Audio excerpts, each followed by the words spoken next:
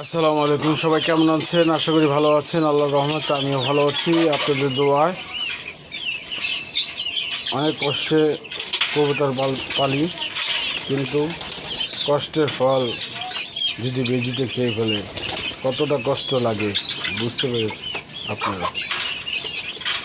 যারা কবুতর পাল হেরা বুড়ি বেজিতে কবুতর খেলে কত কষ্ট লাগে।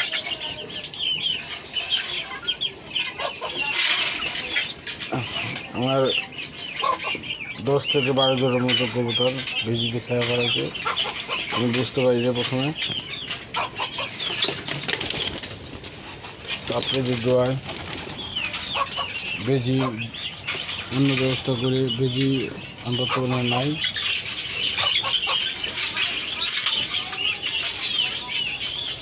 কবুতর খোপে ভিতরে গাছ লাগাচ্ছি। দোয়া করবেন, ভালো থাকেন, সুস্থ থাকেন, শান্তিতে থাকেন, এই কামনা রইল। সবাইকে জানাই আসসালামু আলাইকুম রহমতুল্লাহ।